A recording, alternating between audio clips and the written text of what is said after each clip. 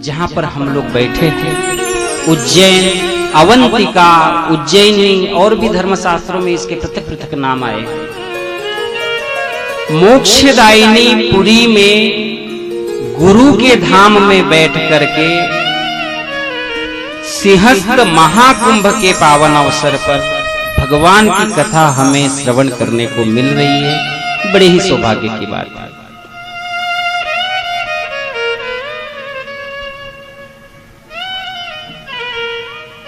वर्षा एक समान होती है आकाश में से, लेकिन जल की परिणति स्थिति के अनुसार भिन्न भिन्न हो जाती है। अगर वही जल शिप्रा जी में गिर गया तो शिप्रा जी का जल बन जाएगा, और वही जल यदि कहीं नाली में गिर गया तो कीचड़ में परिणत हो जाएगा। जल का दोष नहीं है, जल तो एक समान बरस रहा है, लेकिन कहां पर गिरा है परिणति उसके अनुसार हो।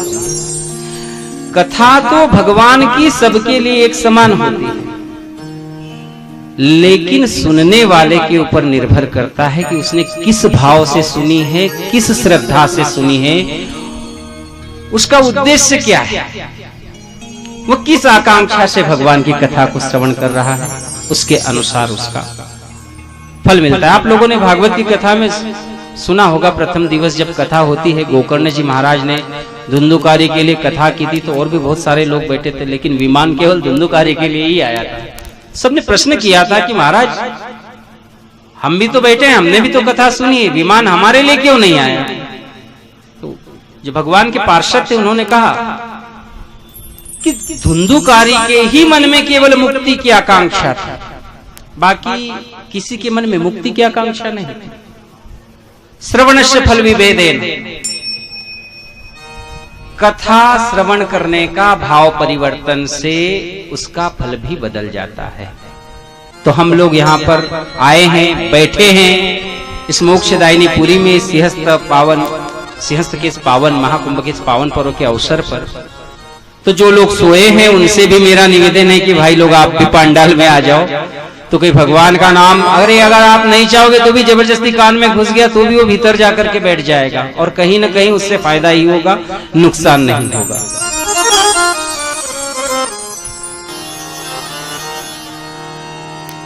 सागर में रहकर के मीन प्यासी, हम जब यहाँ पर आ गए हैं, यहाँ पर रह रहे हैं, कल्पवास कर रहे हैं, और उसके बाद भगवान की कथा मिल रही है तो उसे श्रवण करना चाहिए। न कि सोना एक तो पहनने का होता है और एक सोना सोने को कहते हैं। सोना तो दो ही शब्द एक ही है, लेकिन इसका फल दोनों का अलग अलग प्रकार का है। एक सोना मिल जाए तो जीवन बन जाए, और एक सोना मिल जाए तो जीवन खप जाए। अब भगवान नाम का सोना यहां से मिल रहा है, आगे की ओर प्रसंग में मैं चर्चा करूंगा। सनत कुमारों ने भागवत में बताया था कि भाई कथा मिल रही है, नहीं सुनने से क्या होता है, सुनने से क्या होता है, प्रसंगवश चर्चा करेंगे। तो मैं सभी से यही निवेदन करूंगा कि अगर आप लोगों के कान तक आवाज जा रही हो तो सभी लोग पंडाल में आए और भगवान की इस कथा में अवगाहन करें। भगवान की कथा ऐसे ही नहीं मिल जाती। आप लोग सोच रहे हैं कि साहब यहाँ पर यज्ञ भी हो रहा है, सिंहस्थ भी है, तो इसलिए इन्होंने आयोजन करवा दिया और हम आ गए तो हमको बड़ी सहजता से मिल गए। नहीं, ऐसा नहीं है, इतनी आसानी से नहीं मिलती है भगवान की कथा। भागवत में सनत कुमारों ने नारद जी को कहा है, दादा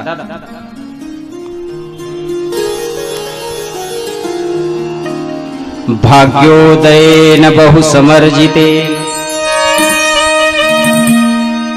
भाग्योदयेन बहु समर्जिते, सत्संगमं च लभते पुरुषो यदा वै। भाग्योदयेन बहु समर्जितेन, जन्म जन्मांतर के पुण्यों का पुंज जब एक जगह पर इकट्ठा होता है तो उस पुण्य पुंज के प्रभाव से मनुष्य का भाग्य उदय होता है, और जब मनुष्य का भाग्य उदय होता है तब जाकर के मनुष्य को भगवान की यह कथा, यह सत्संग, यह धर्मा तीर्थों का और पुण्यशाली नदियों में स्नान करने का, सत्संग गंगा में अवगाहन करने का, ये सब अवसर पुण्य के प्रभाव से प्राप्त होता है। और जब पुण्य के प्रभाव से इस कथा का आपको श्रवण करने का, सत्संग करने का अवसर मिलता है, तो फिर इस सत्संग को श्रवण करने के बाद इसका फल क्या मिलता है, ये भी बताया है भाई। इतने पुण्य के पुंज को दांव पे लगाया, उसके बाद एक कथा मिली, तो इसको सुनने का भी तो कुछ पुण्य बनता होगा। इसके पुण्य के प्रभाव से अज्ञान हेतु कृत मोह मदांधकार नाशम विधाय ही तदोदयते विवेक। अज्ञान कृत मोह मद मात्सर्य इन विकारों का नाश होकर के और शुद्ध बुद्धि, जिसे धर्मशास्त्रों में विवेक कहा गया है, विवेक की प्राप्ति सत्संग से। गोस्वामी तुलसीदास जी द्वारा रचित यह धर्म ग्रंथ, प्रायः यहाँ पर बैठा हुआ कोई एक भी व्यक्ति ऐसा नहीं होगा जो रामचरितमानस और रामचरितमानस की कथा से परिचित नहीं हो। सभी लोग जानते हैं यह रामायण है, प्रायः सभी के घर में मिलती है। 7 कांड है, इसमें राम जी की कथा है।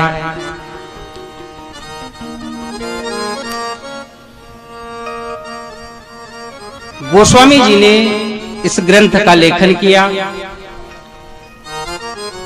सबसे पहले इसमें 7 श्लोक लिखे हैं। सभी लोगों ने रामायण पढ़ी है, और नहीं पढ़ी हो और घर में यदि हो खोल के देखिएगा। सबसे पहले 7 श्लोक लिखे हुए मिलेंगे, उसके बाद 5 सोरठे लिखे हुए मिलेंगे, और उसके बाद पूरे ग्रंथ का अवधी भाषा में लेखन किया गया है।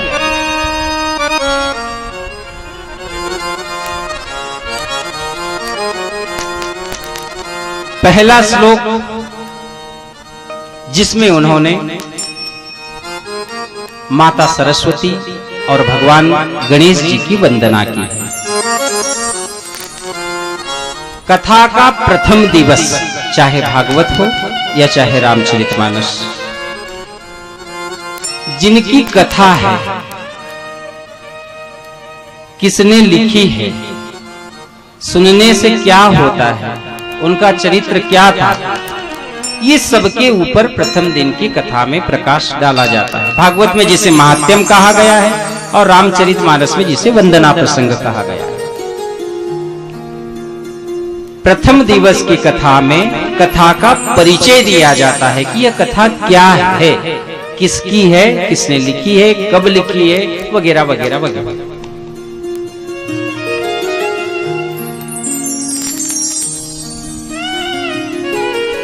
गोस्वामी जी ने इस रामचरितमानस ग्रंथ का जब लेखन प्रारंभ किया, सभी लोगों को ऐसा लग रहा था कि गोस्वामी जी राम भक्त हैं, तो राम नाम से इस ग्रंथ का प्रारंभ करेंगे। लेकिन गोस्वामी जी ने इस ग्रंथ का प्रारंभ राम नाम से नहीं किया। इस ग्रंथ का प्रारंभ हुआ है व अक्षर से, व, और जहां पर यह ग्रंथ पूर्ण हुआ है, वहां पर भी व अक्षर पर ही इसे पूर्ण किया गया है। पहला अक्षर लिखा वर्ण, और जहां पर यह ग्रंथ पूर्ण हुआ है, वहां पर अंतिम अक्षर लिखा है मानवा। व से शुरू किया और व पे समाप्त किया। पहला श्लोक लिखा वर्णानामर्थ संधानाम रसानाम छंदसामपि मंगलानाम च कर्तारो वंदे वाणी विनायक। वर्ण और अक्षरों के समूह को मैं छंदों के माध्यम से प्रस्तुत करने जा रहा हूं। इसलिए वाणी की देवी माता सरस्वती और बुद्धि के दाता भगवान गणेश मुझ पर कृपा करें, इस श्लोक का यह अर्थ निकलता है। और भी इसके भिन्न भिन्न अर्थ निकलते हैं। रामचरितमानस एक ऐसा ग्रंथ है कि सरल व्यक्ति के लिए यह अत्यंत सरल है और विद्वान व्यक्ति के लिए यह अत्यंत कठिन ग्रंथ है।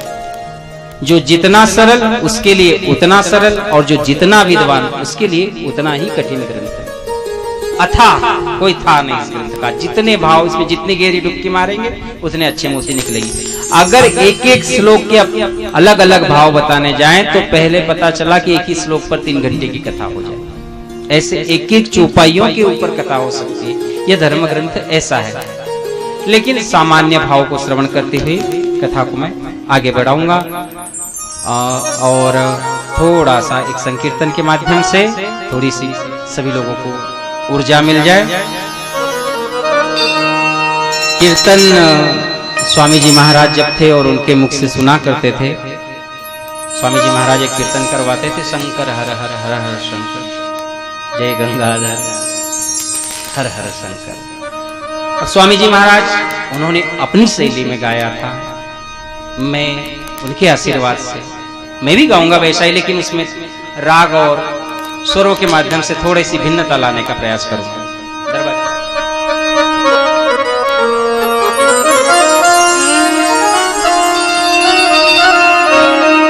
आप सब लोग भी ताली बजाते हुए, स्वामी जी महाराज का कीर्तन है, स्वामी जी महाराज गाया करते थे, हम लोग बच्चे थे तब के सुन रहे हैं। आज ये तो उनकी अनुकंपा है कि इस पीठ पर यहाँ पर बैठने का सौभाग्य मिल गया, उनके आशीर्वाद से। वरना हम में इतनी योग्यता थोड़ी है कि यहाँ पर बैठ करके और उनकी सूक्ष्म उपस्थिति में यहाँ पर कथा कर सके। स्वामी जी महाराज का कीर्तन है और आप सभी लोग स्वामी जी से जुड़े हुए हैं। आप सभी लोग ताली बजा करके मेरे साथ में वह कीर्तन करेंगे। शंकर हरे हरे हरे हरे शंकर, शंकर हरे हरे हरे शंकर, शंकर हरे हरे हरे हरे शंकर, शंकर हरे हरे हरे हरे शंकर। जय गंगाधर जय शिव शंकर, जय गंगाधर जय शिव शंकर, जय गंगाधर जय शिव शंकर, शंकर हरे हरे हरे हरे शंकर, शंकर हरे हरे हरे हरे शंकर। जय गंगाधर जय शिव शंकर, जय गंगाधर जय शिव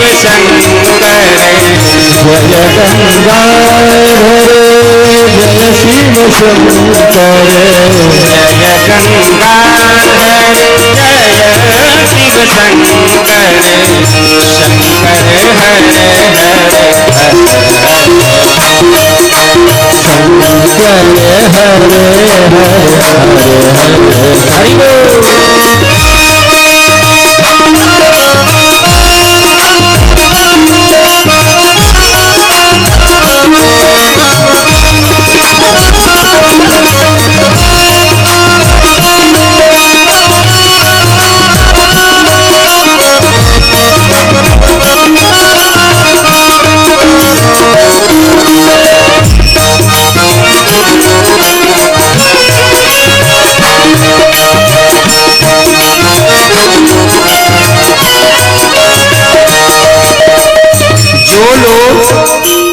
संगीत में रुचि रखने वाले, अगर यहाँ पर संगीत पढ़ाया जाता हो और अगर श्रोताओं में भी कोई संगीत में रुचि रखने वाले हों, यह कीर्तन हम लोग राग दरबारी में गा रहे हैं। जिस राग में यह कीर्तन गाया जा रहा है उसे राग दरबारी कहते हैं। तबले पर जो ताल की मात्राएं चल रही है वह 8 मात्राएं। भजनी ठेका बोलते हैं इसको, 11वां ताल। शंकर हरे हरे हर हर शंकर हरे हरे हर शंकर। और कैसी है उन भगवान भोलेनाथ की आशुतोष की महिमा? शिव महिमा स्त्रोत में पुष्पदंत जी महाराज असीत गिरी समम कटजलम सिंधु पात्र सुर तरोवर शाखा वेदिनी पत्र मोद में लिखती ग्रहीत्वा शारदा सर्वकालम तदपि तव गुणानामीशं पारं दयामि शंकर हर हर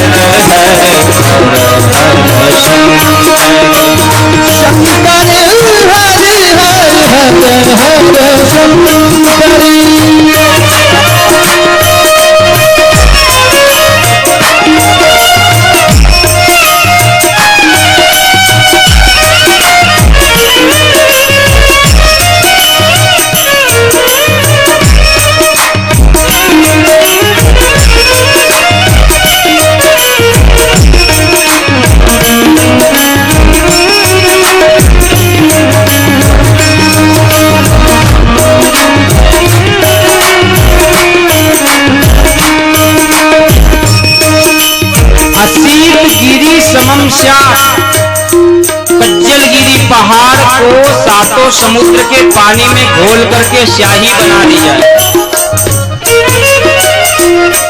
सुरतरुवर शाखा लेखनी सुरतरु देव वृक्ष कल्प वृक्ष और पृथ्वी की जितनी भी वनस्पति है इसकी कलम बना दी जाए। और मनुष्य नहीं देवता नहीं साक्षात माता सरस्वती यदि लिखे तदपि तव गुणानामीशं पारम नहीं आती। भगवान महादेव के गुणगण तो भी नहीं लिखे जाते। ऐसे हैं भगवान महादेव। जय गंगाधर जय शिव शंकर जय गंगाधर जय शिव शंकर जय गंगाधर जय शिव शंकर शंकर हर हर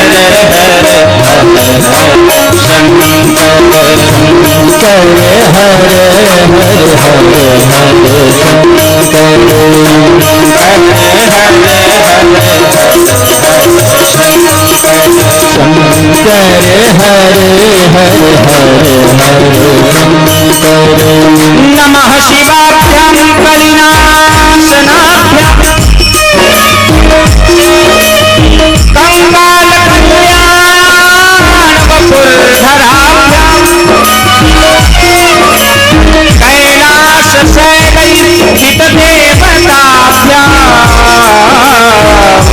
नमो नमः शंकर पार्वती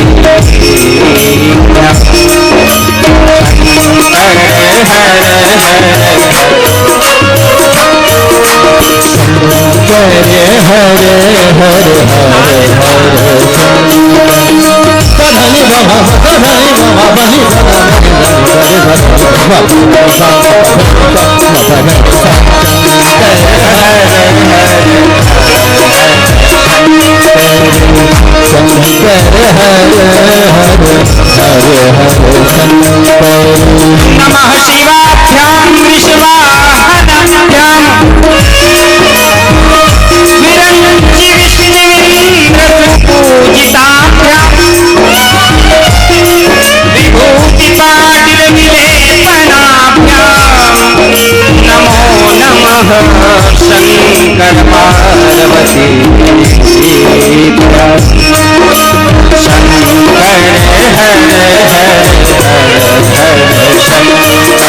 शंकर हर जय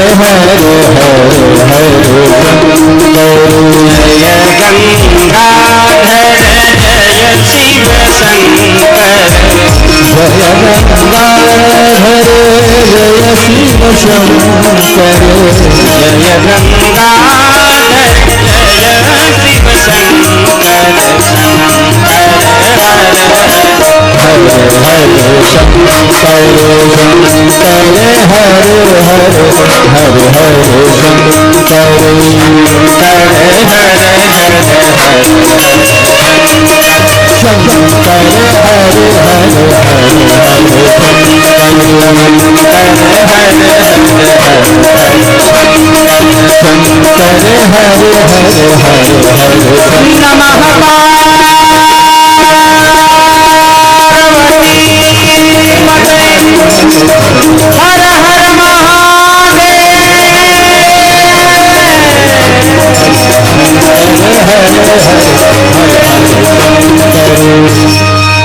बोलिए महाकालेश्वर भगवान की जय। ब्रह्मलीन स्वामी जी महाराज जी की जय।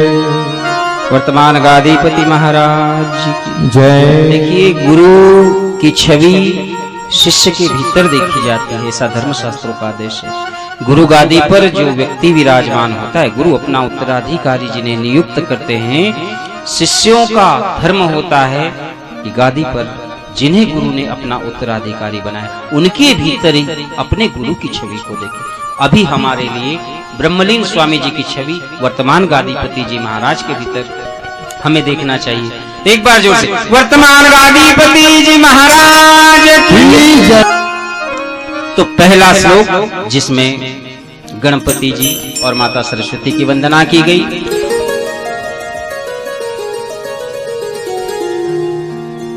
वर्ण शब्द से इस धर्म ग्रंथ को गोस्वामी जी ने इसलिए प्रारंभ किया, शायद गोस्वामी जी को पता था।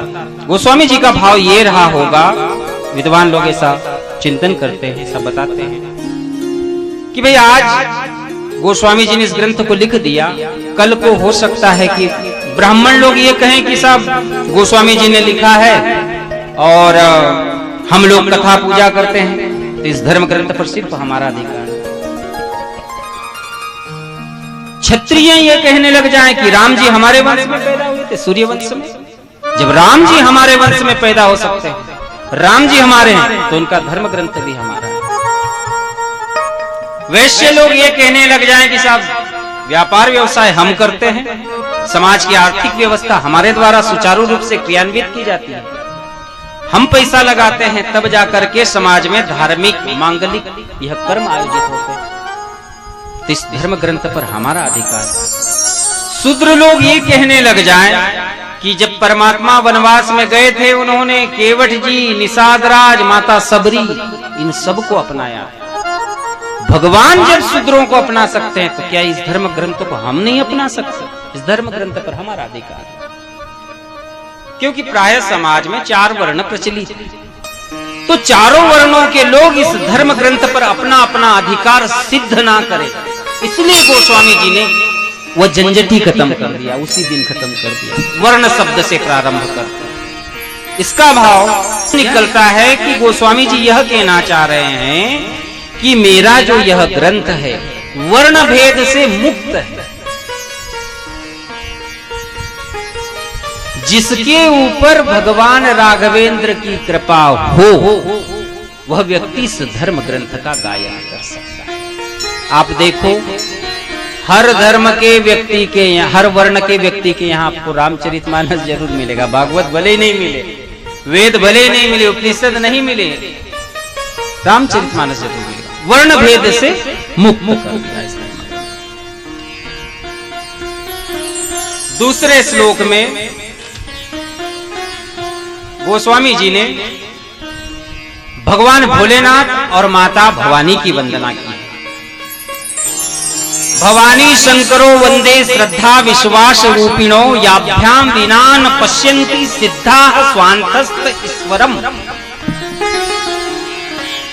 मैं भगवान महादेव और माता भवानी की वंदना करता हूं, जो कि साक्षात श्रद्धा और विश्वास के रूप हैं, क्योंकि श्रद्धा और विश्वास के बिना आम व्यक्ति की तो छोड़िए, जो बड़े बड़े सिद्ध हैं, महात्मा हैं, उनको भी अपने आत्म स्थित उस परमात्मा के दर्शन नहीं हो सकते बिना श्रद्धा और विश्वास। भवानी शंकर की वंदना श्रद्धा विश्वास के रूप में की है। तीसरे श्लोक में वंदना की है। वंदे बोधमयम नित्यम गुरुम शंकर रूपिणम यमाश्रितो हि वक्रोपी चंद्रम सर्वत्र वंदते। मैं भगवान शंकर को गुरु रूप में, गुरु और शिव दोनों एक दूसरे के पूरक है। गुरु को ही शिव कहा गया है, शिव को ही गुरु कहा गया है। गुरु को शिव का स्वरूप माना जाता है, शिव को गुरु का रूप माना जाता है। गोस्वामी जी ने अपने गुरुदेव को शिव रूप मानते हुए, शिव जी को अपने गुरु का रूप मानते हुए इस श्लोक में वंदना की है। जैसे भगवान शंकर चंद्रमा कलंकित है, दोषी है, गुरु पत्नी का अपराधी है, टेढ़ा है, लेकिन उसके बाद भी भगवान शंकर के माथे पर धारण करने के कारण वह चंद्रमा पूजित है। ऐसे ही गोस्वामी जी प्रार्थना कर रहे हैं कि हे गुरुदेव, हे आशुतोष, हे भगवान महादेव, मेरी यह टेढ़ी बुद्धि आपके श्री चरणों के आश्रित हो जाए और आपकी मुझ पर कृपा हो जाए, जिससे कि मैं इस ग्रंथ का निर्विघ्नता पूर्वक आलेखन कर सकूं। तीसरे श्लोक में यह वंदना की गई। चौथे श्लोक में महाकवि वाल्मीकि जी और श्री हनुमान जी महाराज की वंदना की गई है। सीताराम गुणग्राम पुण्यारण्य विहारिणो वंदे विशुद्ध विज्ञानो कवीश्वरो कपीश्वरो। भगवान सीताराम जी के गुण रूपी वन में विचरण करने वाले श्री वाल्मीकि जी और श्री हनुमान जी महाराज की मैं वंदना करता हूं। पांचवें श्लोक में माता सीता की वंदना की है। उद्भव स्तति संहारकारिणी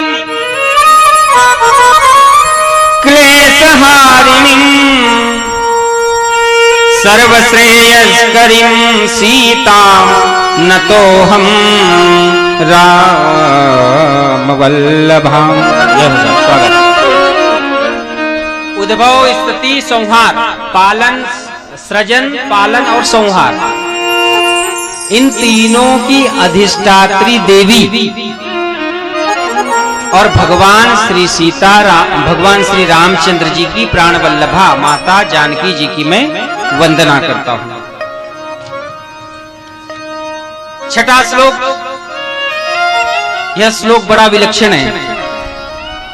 इससे मिलता जुलता श्लोक भागवत में है और मुझे याद है हमारे डुडगांव में आपके अध्यक्ष महोदय, ट्रस्ट के अध्यक्ष महोदय हैं जोज बिरला जी, आपके वहां पर स्वामी जी महाराज की कथा हुई थी और मैं तो तब बच्चा ही था, इतना कुछ ज्यादा समझता भी नहीं था, लेकिन उस एक श्लोक के ऊपर 7 दिन तक चर्चा चली थी।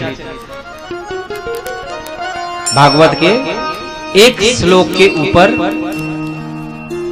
जन्मादस्य यतोन्मयादितिरतश्चार्थे स्वभिज्ञ स्वराट तेने ब्रह्मरदायादि कवये मुह्यन्ति यत् सूर्य तेजोवारि मृदाम यथा विनिमयो यत्र सर्गो अमृषा धामना स्वेन सदा निरस्तकोकं सत्यम परम धीमहि। इस श्लोक के ऊपर 7 दिन की कथा की थी स्वामी जी महाराज ने। इस एक श्लोक के ऊपर 7 दिन बोले। इसी श्लोक, अब इसकी अगर जब स्वामी जी महाराज 7 दिन कर सकते हैं तो हम भी उन लोग स्वामी जी महाराज के चरण रज को माथे पर चढ़ाए हुए 1 आध दिन तो बोल ही सकते हैं इस श्लोक के ऊपर। 7 दिन अपने से, भाई वो पावर हाउस है, अपन छोटे से ट्रांसफार्मर है, पर बाकी छोटा सा ट्रांसफार्मर भी घर में पर्याप्त बिजली दे ही देगा, मोहल्ले को नहीं देगा पर कम से कम घर में तो दे ही देगा। तो 7 दिन नहीं बोल सकूं पर कम से कम उनके आशीर्वाद से 1 दिन तो पूरा इस एक श्लोक पे बोल सकता हूं। और इसी से मिलता जुलता श्लोक, यन माया वसवर्ति अखिलम, यन माया वसवर्ति विश्वम अखिलम ब्रह्मादि देवासुरा यत्तत्वादं रसैव भाति सकलं रज्जौ यथा हेर भ्रम यत्पादप्लवमेकमेव हि भवाम्बोधैस्ततीरशावताम् वन्देऽहं तमशेषकारणं परं रामाख्यं विशं हरिम्। ये रामचरितमानस का 6वां श्लोक, जिसमें उस निर्गुण निराकार ने सगुण साकार स्वरूप धारण किया, कैसे बना, किस पदार्थ से बना है, इस सब की व्याख्या इसमें की गई।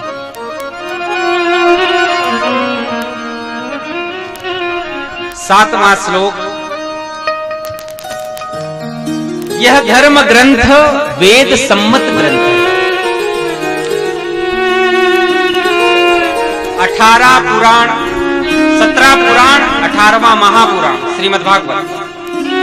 17 पुराण है, 18वां महापुराण है श्रीमद् भागवत। आजकल तो कौन कौन से पुराण पैदा हो गए, राम जी भला करे। बाकी मूल 17 पुराण है और 18वां महापुराण। 18 पुराण, 4 वेद, ऋक यजु सामर्थ और 6 शास्त्र, 118 उपनिषद, 2 इतिहास और अनेकों महर्षियों की संहिताएं, इन सब का सार सर्वस्व निकाल करके और गोस्वामी जी ने रामचरितमानस में डाल दिया। 1 किलो मौसम्बी नहीं खाई और 1 किलो मौसम्बी का जूस निकाल करके रख दिया, लो साहब पियो आप, चिल्का गुटली का काम नहीं ना।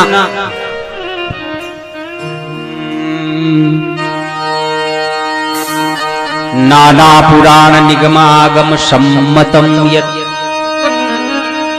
नाना पुराण, विभिन्न पुराण, आगम निगम, ये वेद, इनकी सम्मति, सम्मतम यत्, इन सबका सार सर्वस्व लेकर के रामायणे निगदितम क्वचिदन्यतोपि स्वान्तः सुखाय तुलसी रघुनाथ गाथा भाषा निबंध मतिमांजुलमाकने। मैं सारे वेद पुराण सद साहित्यों का सार सर्वस्व लेकर के स्वांतः सुखाय, अपने आत्म सुख के लिए भगवान राघवेंद्र की इस अनुपम गाथा की रचना करता हूं। गोस्वामी जी ने 7वें श्लोक में यह समझा। 7 श्लोक के बाद 5 सोरठे लिखे हैं।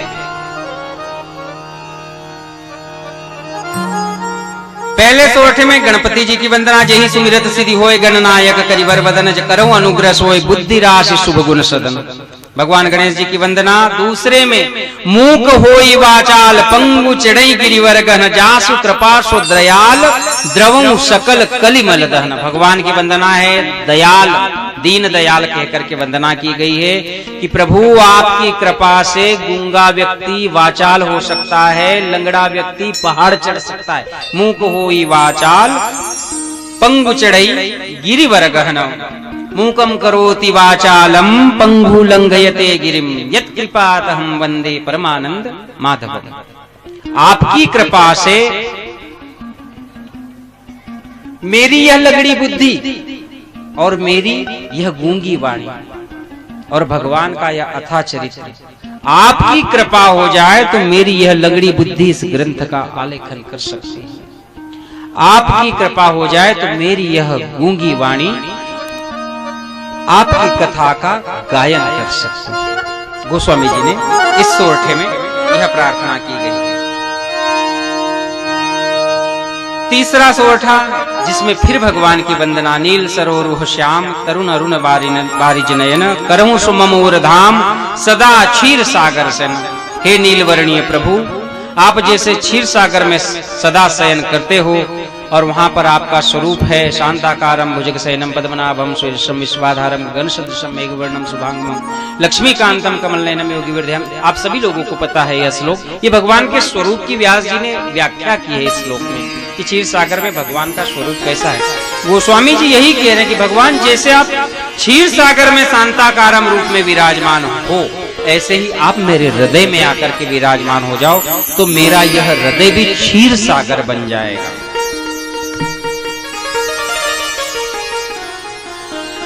चौथे सोरठे में फिर माता महागौरी और भगवान की वंदना की है। महादेव की भैया क्या करें, कुंद इंदु समदेह उमा रमन करुणायन जाहि दीन पर नेह करहूं कृपा मर्दन में। हे कामदेव को भस्म करने वाले, कंदुक फल के समान जिनकी श्वेत कांति है, ऐसे भगवान महादेव और देवी उमा भगवती महागौरी मुझ पर कृपा करे। उसके बाद अपने सदगुरुदेव भगवान श्री नरहरियानंद जी महाराज की वंदना की है। वंदहु गुरुपद कंज कृपा सिंधु नर रूप हरि, महामोह तम पुंज जासु वचन रवि कर निकर। इसके बाद पहली चौपाई लिखी।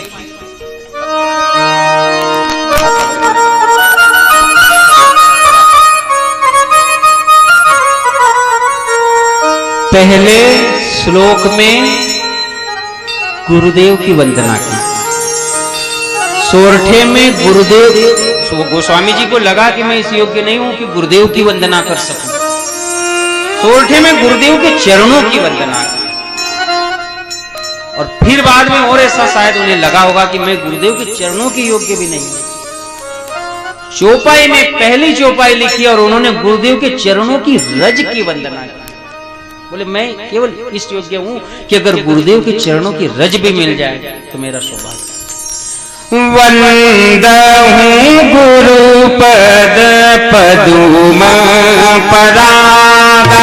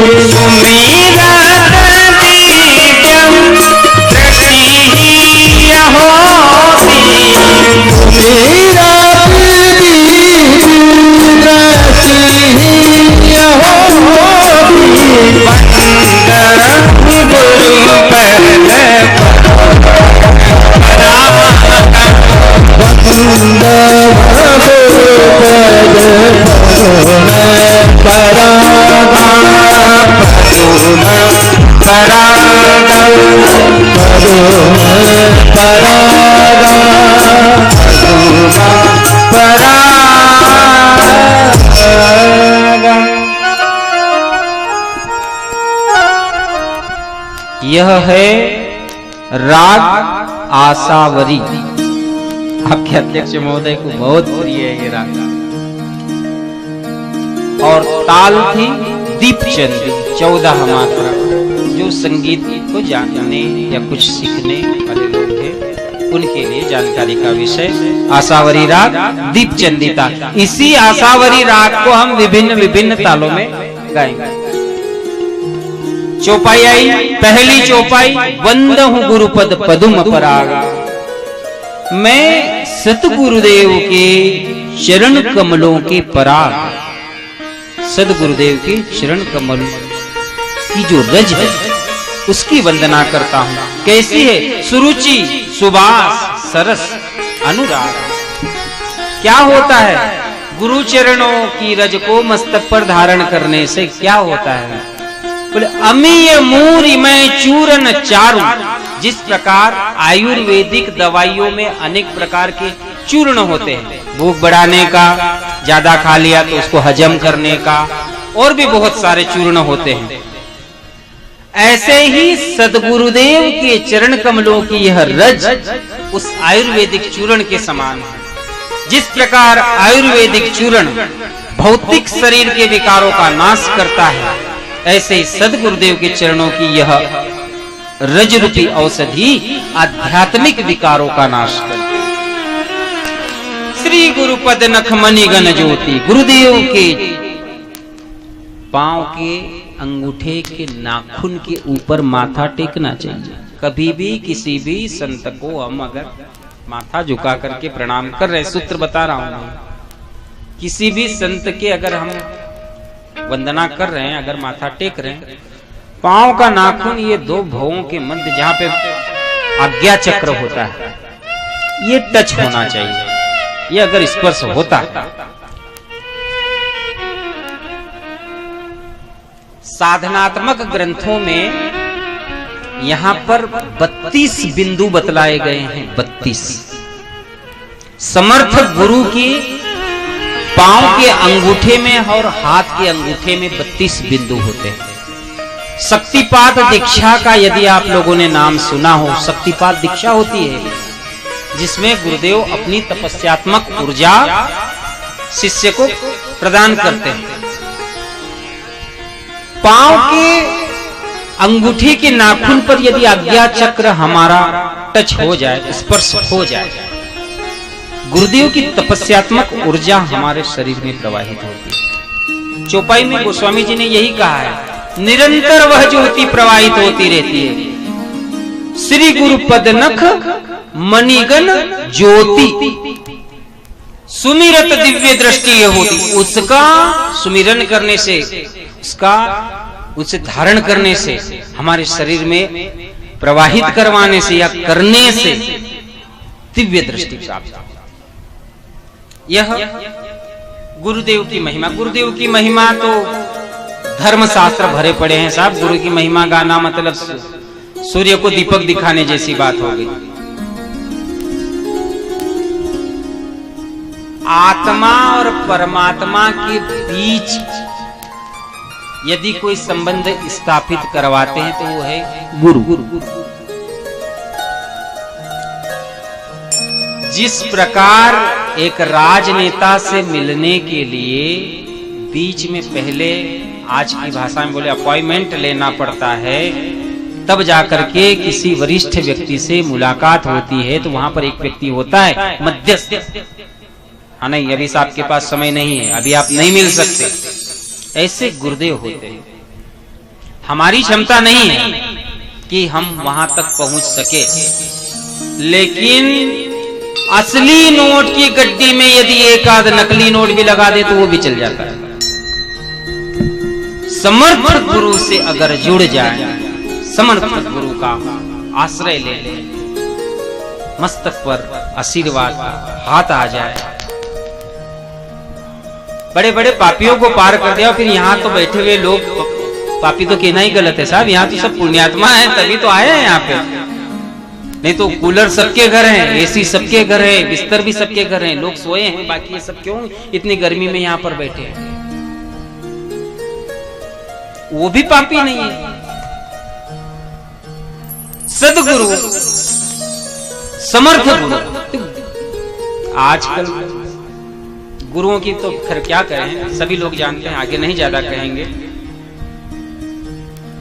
यदि समर्थ सद्गुरु मिल जाए जीवन में तो ये समझ लीजिए कि जन्म जन्मांतर का पुण्य उदय हो गया। अच्छा, दूसरी बात, ऐसा भी नहीं है कि इस जन्म में गुरु जो हैं वो अलग रहेंगे, अगले जन्म में गुरु। हर जन्म में एक ही गुरु होते हैं। एक दिन हमारी चर्चा हुई थी महोदय जी से इस विषय पर, महोदय जी हुई थी ना कमरे में। चुंबक जो होता है ना, चुंबक जैसे धूल में से लोहे के कणों को खींच लेता है, ऐसे गुरुदेव हर योनि में हम जिन गुरु से दीक्षा लिए हुए हैं, जिन समर्थ गुरु के साथ में है या जिनसे जुड़े हुए, वो हमें अन्य योनियों में भी कहीं से भी ढूंढ ढांड के और खींच लेंगे अपने पास।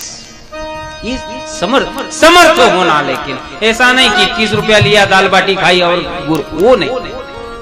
अपने आप को पार करे और उसके बाद शिष्य को भी तार दे, वो होता है।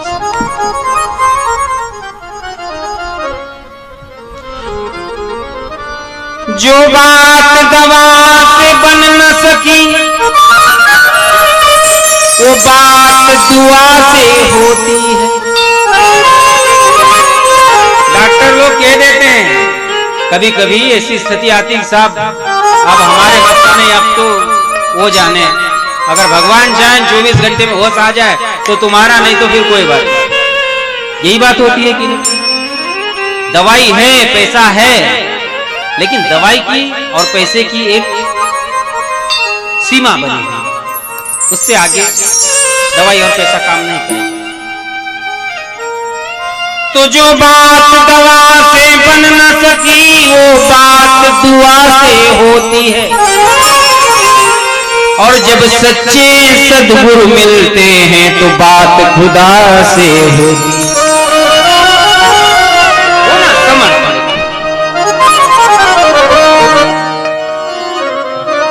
कबीर साहब ने तो कहा है कि अगर शीर्ष काट करके भी अगर सच्चा सद्गुरु मिल जाए तो सस्ता समझना, शीर्ष देने पर अगर सच्चा समर्थ संत मिल जाए।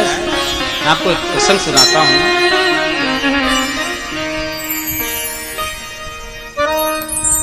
भक्तमाल ग्रंथ का आप सभी लोगों ने नाम सुना होगा, भक्तमाल ग्रंथ, जिसमें कलियुग के भक्तों का चरित्र गाया गया है। भक्तमाल, उसके रचयिता है संत नाभादास जी महाराज। नाभादास जी जब छोटे से बालक थे, वो जन्म से अंधे पैदा हुए थे। माता पिता ने उनको छोड़ दिया था। माता पिता ने अंधे बालक का त्याग कर दिया। रामानुज पंथ के एक महात्मा, समर्थ महात्मा संत अग्रदास जी महाराज एक दिन वन में से विचरण करते हुए निकले, और वह बालक वहां पर बैठा हुआ रो रहा था जंगल में। अग्रदास जी महाराज ने सोचा कि इस वन में इतना छोटा बालक है कौन? पास में गए, बच्चे के माथे पर हाथ फेरा, बोले ये तो प्रज्ञा चक्षु है, चरमान नेत्रहीन है।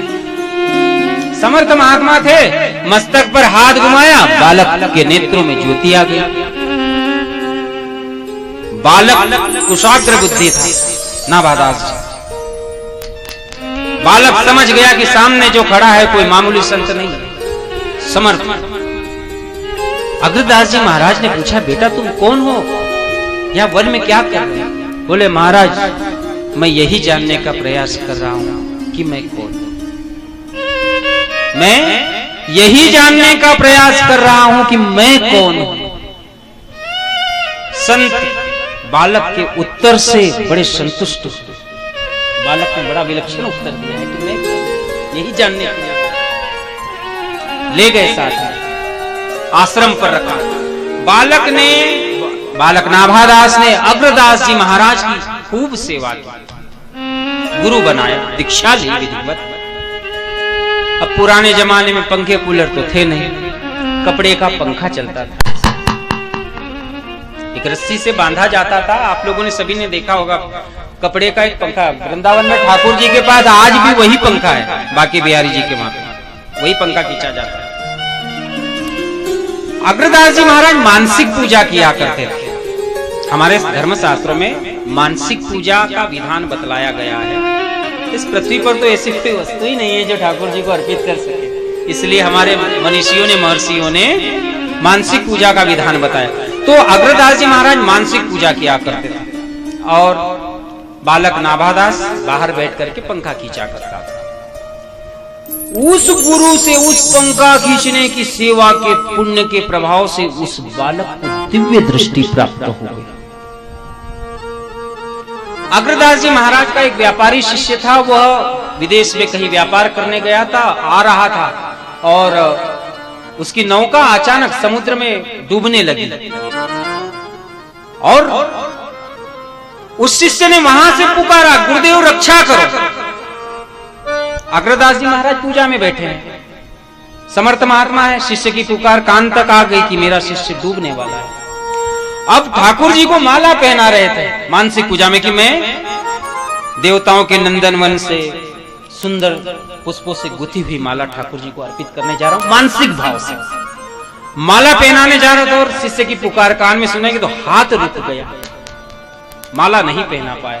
क्या करूं, शिष्य को बचाऊं, ठाकुर जी को माला पहनाऊं, वह पोह की स्थिति बन गई। बाहर बैठे हुए नाभादास जी को यह दिव्य दृष्टि के उस गुरु से हुआ पंखा खींचने के माध्यम से केवल उसके पुण्य से इतना पता चल गया कि गुरुदेव का हाथ रुक गया है, ठाकुर जी को माला नहीं पहना पा रहे, गुरुदेव जी का कोई शिष्य डूबने वाला है। उसी क्षण हाथ में जल लिया, बोले मैंने आज तक गुरुदेव की ये पंखा सेवा की और इसका जितना भी पुण्य बनता है मैं गुरुदेव के उस शिष्य को दान करता हूं। नाव बाउंडर से बाहर आ गई, जैसे जल छोड़ा नाव बाहर आ गई। बाहर से नाभादास जी ने कहा गुरुदेव भगवान को माला अर्पित कीजिए। नाव बाहर आ गई। गुरुदेव बोले बेटा कौन? बोले आपका दास है नाभा। गुरुदेव बाहर आए, गुरुदेव की आंखों से आंसू झरने लगे। बेटा अरे जो हमको प्राप्त नहीं हुआ वो तुझे प्राप्त हो गया और केवल गुरु सेवा करने के माध्यम से प्राप्त हो। बोले बेटा मेरी ऐसी इच्छा है कि सतयुग और अन्यान्य युगों में जो भक्त हुए हैं उनके चरित्र तो बहुत संतों ने, मनीषियों ने, महर्षियों ने गाए हैं, लेकिन कलयुग में जो भगवान के भक्त हुए हैं और उनके ऊपर भगवान की जो कृपा हुई है, मैं चाहता हूं कि तुम कलयुग के भक्तों का चरित्र गाओ और उसे लिपिबद्ध करो। नाभादास जी का महाराज मैं तो अनपढ़, विद्यालय का मुख तक नहीं देखा और मैं तो किसी को जानता भी नहीं, मैं क्या गाऊंगा, क्या लिखूंगा। बेटा बोले जब तू समुद्र में डूब रहे मेरे शिष्य को देख सकता है तो इस शक्ति के प्रभाव से, और जहां मैं तुझे आशीर्वाद देता हूं कि मेरे आशीर्वाद की शक्ति के प्रभाव से तू जिस भक्त का चरित्र लिखने बैठेगा उस भक्त का चरित्र तेरे सामने ऐसे चित्रांकित हो जाएगा। जैसे हम टीवी में देखते हैं ना, ऐसा चित्रांकित उस भक्त का भूत भविष्य वर्तमान तेरे हृदय में अपने आप प्रकट हो जाएगा। और भक्तमाल नाम के ग्रंथ की संत नाभादास जी महाराज ने रचना की है, जिसके ऊपर आज भी कई वक्ता कथाएं कर रहे हैं। केवल एक गुरु सेवा का फल, केवल गुरु सेवा, समर्थ गुरु शब्द शिष्य को अंधकार से प्रकाश की ओर मोड़ दे।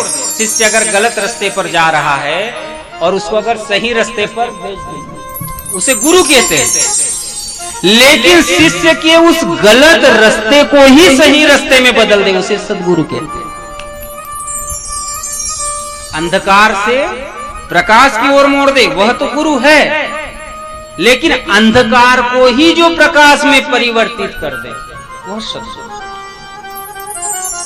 समर्थ।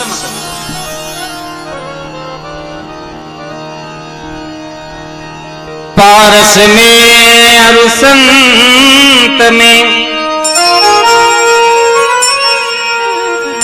पारस में अरु सदगुरु में बस इतनो अंतर जान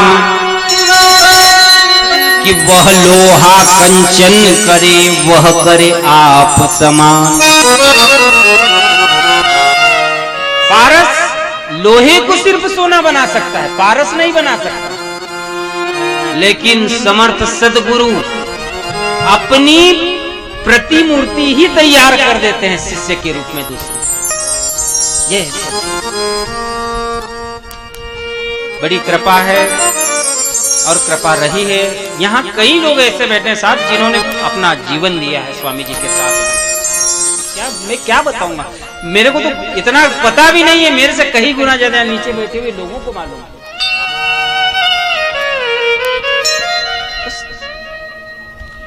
अपने शरीर की कभी परवाह ही नहीं थी।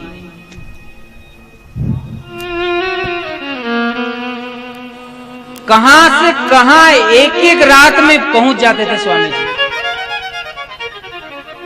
और ये जो आप देख रहे हैं यह वैभव,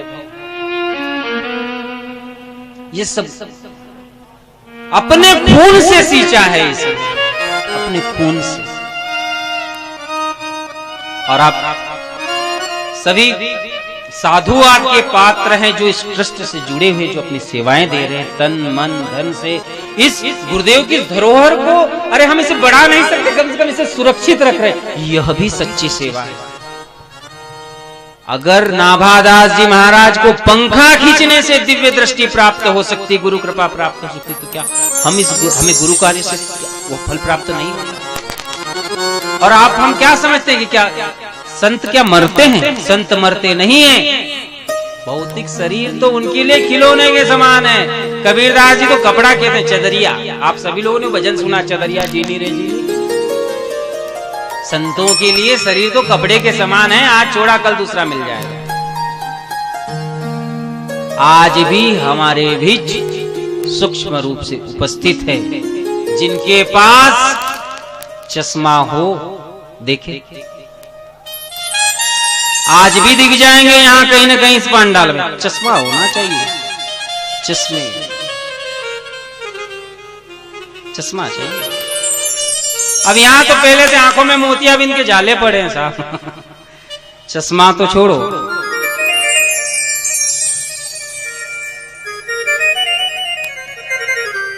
जिनका साधनात्मक स्तर उच्च का है, आज भी ऐसे अनुभव होते हैं।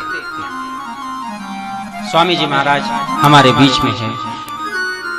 हम सभी शिष्यों का, ट्रस्ट से जुड़े हुए लोगों का कर्तव्य बनता है, उन्होंने जो अपने खून पसीने से इस भूमि को सींचा है, हमारे लिए एक धरोहर स्थापित करके गए हैं, इसकी उचित देखरेख करें।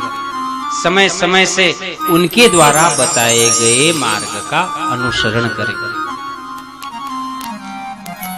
वर्तमान गादीपति महाराज जी के भीतर अपने स्वामी जी की छवि को हम देखें।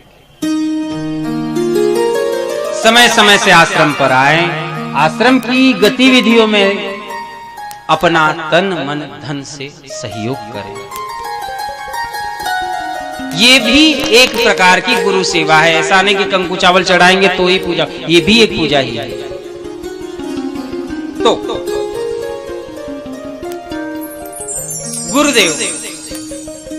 गुरुदेव की वंदना करने के बाद गोस्वामी जी ने ब्राह्मणों की वंदना की है।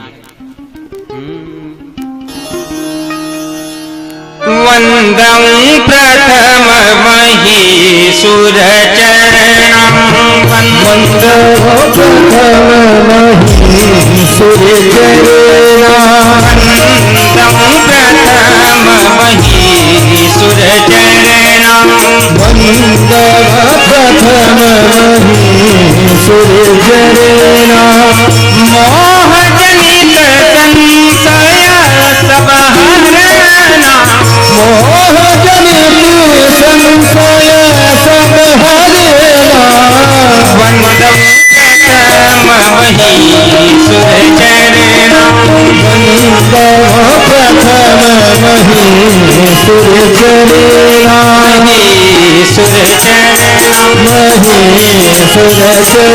महीसुर चरणं। गोस्वामी जी महाराज कहते हैं कि मैं पृथ्वी के देवता,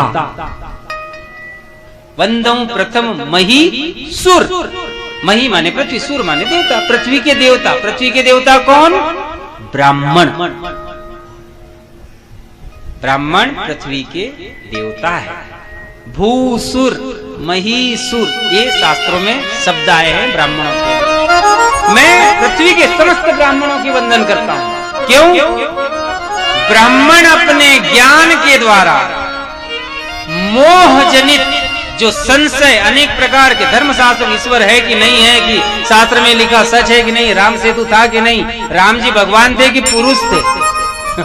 आज तक तो यहाँ तक की बात है, राम जी राजा थे कि भगवान थे, ये सब संशय, ये इनका निवारण कौन करते हैं? ब्राह्मण। कथाओं के माध्यम से, धर्मशास्त्र के उपदेशों के माध्यम से, अपने ज्ञान के। जहां पर हम लोग बैठे थे, उज्जैन, अवंतिका, उज्जैनी, और भी धर्मशास्त्रों में इसके पृथक पृथक नाम आए। मोक्षदायिनी पुरी में गुरु के धाम में बैठ करके सिंहस्थ महाकुंभ के पावन अवसर पर भगवान की कथा हमें श्रवण करने को मिल रही है। बड़े ही सौभाग्य की बात है।